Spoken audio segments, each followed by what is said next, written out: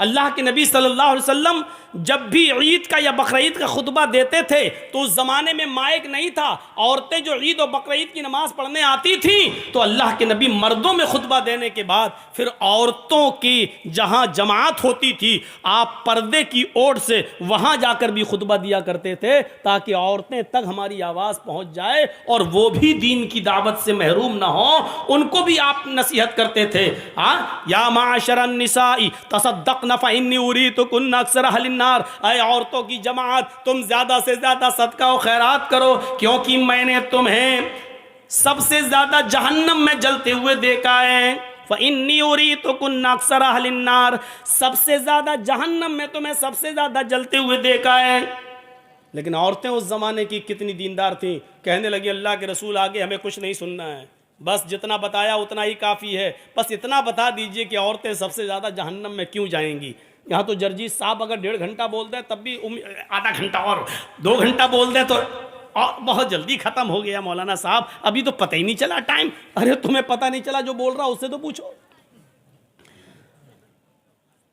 हमें सुनने का शौक है, उधर सुनने का शौक नहीं था। बस आपने कहा औरतों को सबसे ज़्यादा जहन्नम में जलते हुए देखा है, रीज़न बता दीजिए सबसे ज़्यादा औरतें जहन्नम में क्यों जलती हुई दिखाई दी, वो किस वजह से जहन्नम में गई, हमें इतना बता दीजिए ताकि उस काम को हम छोड़ दें। आगे की नसीहत बाद में। अगर अमल सुन तो लें बहुत ज़्यादा और अमल एक पे भी ना करें तो बेकार है। कम सुनना है लेकिन अमल करना है। हमें बताइए क्यों गई। अल्लाह के नबी ने फरमाया तुम सबसे ज़्यादा जहन्नम में इसलिए गई हो, तुम सबसे ज़्यादा जहन्नम में इसलिए डाली गई हो, तुकसिरनल लाना तकफुरनल अशीर, पहली वजह यह है कि तुम लानो तान ज़्यादा करती हो, तुम चुगली ज़्यादा करती हो। 2, 3, 4 लड़के अकेले अगर जा रहे हो साथ में मिलकर सड़क पर तो हो सकता है कि वो खामोशी के साथ चल दें, लेकिन अगर 2-3 लड़कियां साथ में स्कूल जा रही हों तो आप देखेंगे कि पीछे आप बाइक का हॉर्न ही बजाते रहें, नहीं वो सुने ही नहीं देगी। क्यों? वो बातों में, अपनी सहेलियों की बातों में लगी हुई हैं, उनको नहीं सुनाई देगा क्योंकि उनकी बातें आपके हॉर्न के बाइक के हॉर्न से ज़्यादा वो उसमें मस्त है, बातों में लगी हुई है, नहीं सुनाई दे रहा हॉर्न। तो एक तो लानो तान ज़्यादा करती हो और दूसरी वजह तुम्हारे जहन्नम में जाने की है कि तकफुरनल अशीर, शौहरों की नाफरमानी तुम ज़्यादा करते हो। ये तो आप औरतों को भी बोला करते थे। और इस वक्त बड़ा मुद्दा जो उठा और आज देख लीजिए जो सोशल मीडिया पे चल रहा है, किसी आदमी का जो मर्डर कर दिया गया है और मार दिया गया है, ये होना है, इलेक्शन का दौर है ना,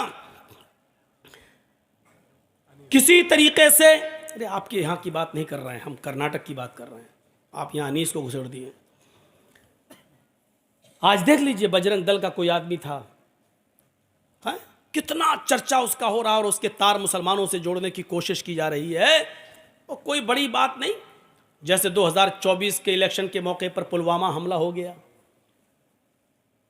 तो ये ध्रुवीकरण का सब कुछ होगा, अंदंद हेरा फेरी सब कुछ किया जाएगा और होगा। हिजाब का मुद्दा उठा, होना तो ये चाहिए था हिजाब के मुद्दे पर उठने के बाद कि हमें कोई जलूस नहीं निकालना था, कोई एहतिजाज नहीं करना था, लेकिन एक ऐसा मंसूबा होना चाहिए हमारी औरतों के अंदर, हमारी ख्वातीन के अंदर कि जिस चीज को मुद्दा बनाया अब हम करके दिखाएंगे और इस्लाम की इस अहम रुकन को हम जिंदा करके दिखाएंगे। तो जितनी बेपर्दा घूम रही थी उन सबको पर्दे में आ जाना चाहिए। बाजारों में भी अपना एहतिजाज इस तरीके से पेश करें कि नहीं ये मसला सिर्फ उन बच्चियों का नहीं रहा, अब जो स्कूल में पढ़ रही है और उनको हिजाब से रोका जा रहा है, अब हम बाजारों में जाएंगे तो हिजाब पहनकर जाएंगे, अब हम मायके जाएंगे तो हिजाब पहनकर जाएंगे। होना यह चाहिए था कि अब उसको अपनी आन से और अपनी शान से और अपने मजहब के से जोड़कर देखना चाहिए था हमारी मां बहन बेटियों को। लेकिन जुलूस निकाल देने से तो हम उन्हीं का काम कर रहे हैं। उनको तो यही हथियार चाहिए जो हम उनके हाथ में दे देते हैं कि लो साहब, वो अपने मकसद में कामयाब हो जाते हैं। होना यह चाहिए था, हो ये रहा है। चलेगा 10 मार्च के बाद सब ठंडा हो जाएगा, फिर उस इलाके में चलेगा जहां फिर इलेक्शन का दौर होगा। ये चीजें चलती रहेंगी, लेकिन इसमें कोई शक नहीं है कि औरत पर पर्दा फर्ज है।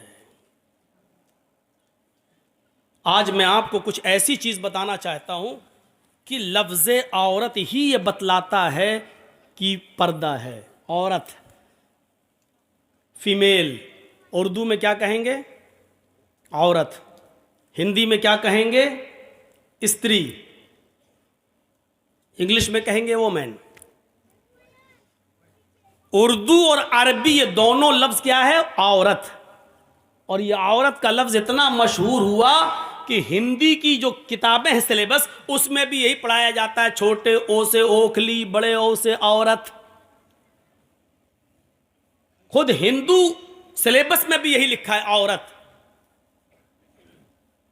लेकिन औरत का माना क्या होता है? औरत का माना ही होता है सतर। औरत का माना ही होता है छिपाई जाने की चीज। औरत का माना होता है, खुलकर सही माना बता दूं, औरत का माना होता है नंगा या नंगी। और नंगी चीज को छिपाया जाता है। जो चीज बरहना हो उसको छिपाई जाती है। तो औरत के माना क्या होते हैं? नंगा या नंगी।